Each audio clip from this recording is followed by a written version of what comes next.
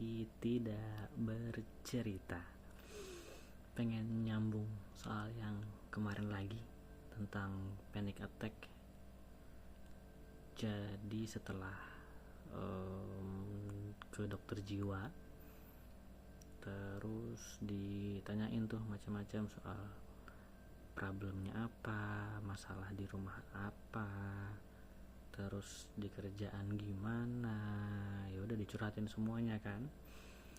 Jadi sampailah pada kesimpulan bahwa memang sepertinya punya kecemasan berlebih gitu. Jadi kemarin dikasih obat sama dokternya untuk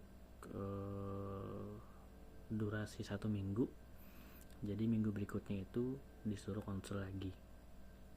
Oke. Dan seminggu berjalan,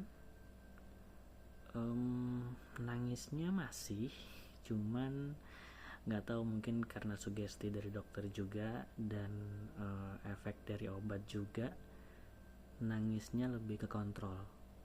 Jadi memang tetap nangis tiba-tiba, cuman ya udah nggak sampai ke panic attack, bahkan nggak sampai ke yang kebas-kebas sekujur tubuh gitu. Terus setelah seminggu konsul lagi maksudnya ke dokter, ditanyain gimana progresnya, ya udah diceritain bahwa udah mendingan. Kalau dia sih nggak fokus ke masalahnya ya, cuman ya efeknya dari masalah itu bikin bisa tiba-tiba nangis dan panic attack kayak gitu.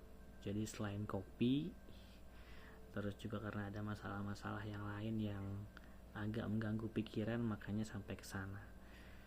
Terus dikasih obat lagi, tapi agak panjang nih, 1 bulan.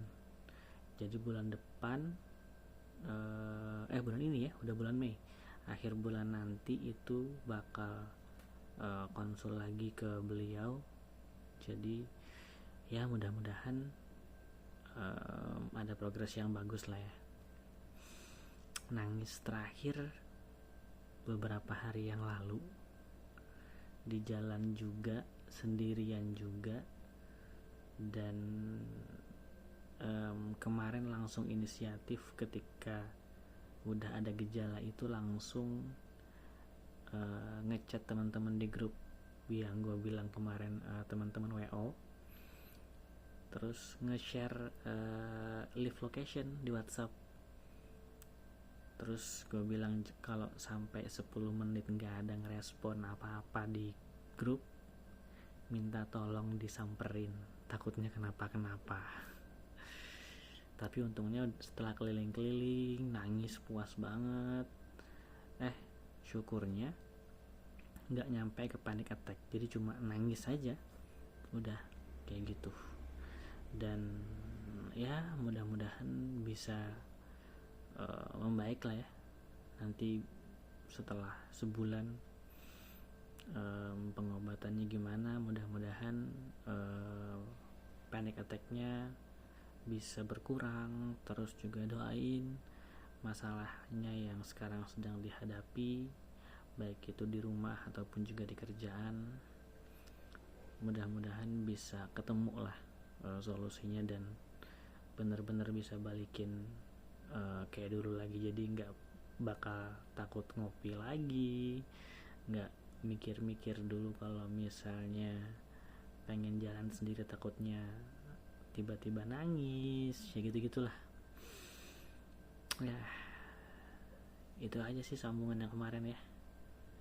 Mudah-mudahan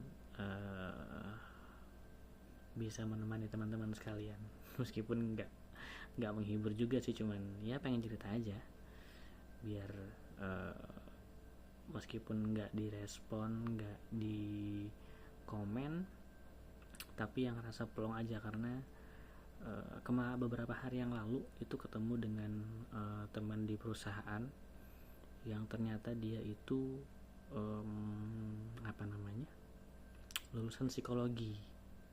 Jadi dia ya emang punya ilmu psikologi dan kayaknya dia paham banget tuh kalau emang lagi ada masalah kayak gitu. Dan dia bilang ya udah nggak apa-apa kalau misalnya emang pengen pas waktunya lagi pengen nangis ya nangis aja, nggak apa-apa, dikeluarin aja, jangan ditahan.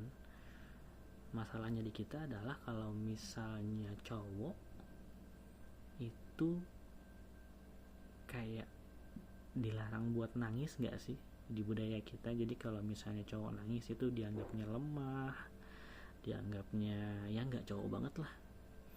Padahal ya udah, cowok kan juga manusia ya, dan juga ya kalau memang perlu nangis ya nangis aja, jadi nggak apa-apa. Jadi dia bilang kemarin nggak apa-apa mas kalau misalnya emang pas lagi di jalan atau pas lagi dimanapun lagi pengen nangis, ya udah nangis aja, nggak apa-apa, dikeluarin aja daripada ditahan. Itu malah bakal bikin reaksi tubuh yang enggak. Jadi ditangisin aja, toh nangis juga nggak dosa. Setelah nangis baru nanti nyari teman buat cerita kah, atau mungkin nulis sesuatu kah buat nyalurin sedihnya.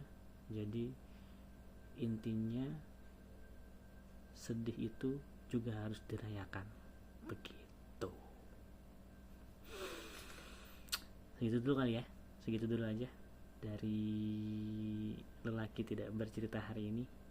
Sampai ketemu di lelaki tidak bercerita selanjutnya. Bye bye.